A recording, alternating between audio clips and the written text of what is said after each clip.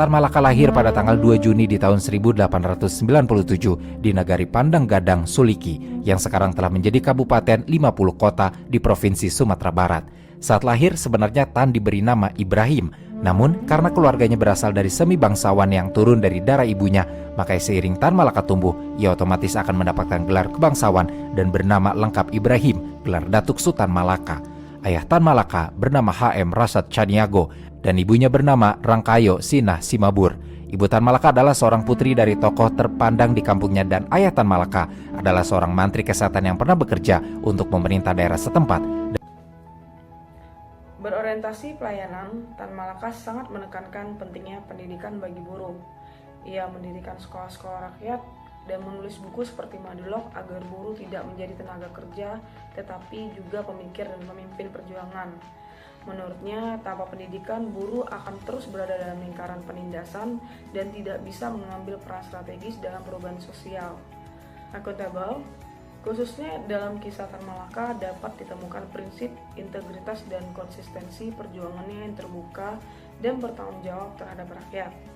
Ia berani mempertanggungjawabkan semua pemikirannya meskipun sering berseberangan dengan tokoh-tokoh lain seperti Soekarno atau Sultan Syahrir.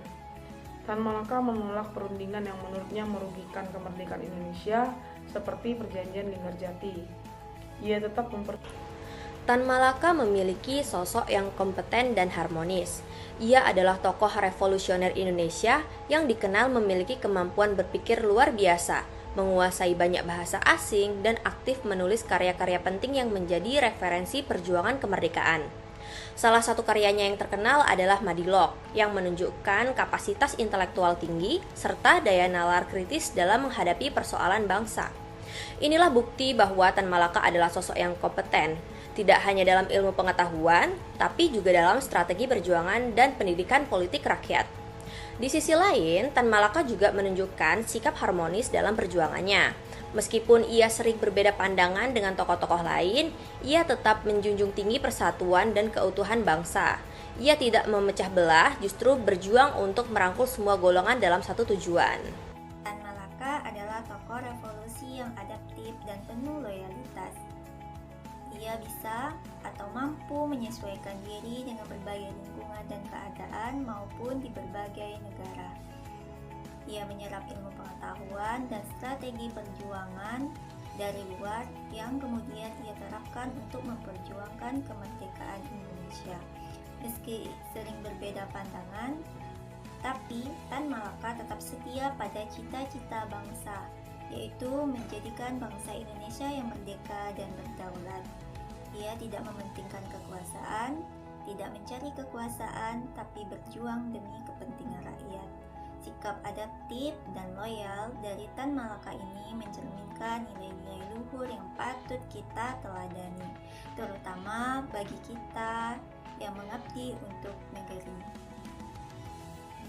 Perjalanan Tan Malaka menempatkannya berinteraksi dengan beragam kelompok dan golongan, mulai dari golongan nasionalis, komunis, hingga kelompok agama.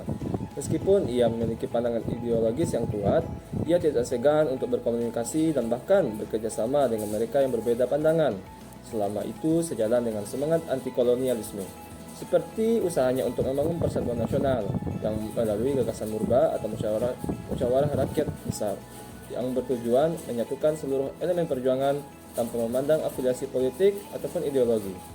Ini menunjukkan keinginannya untuk menggabungkan kekuatan demi mencapai tujuan bersama.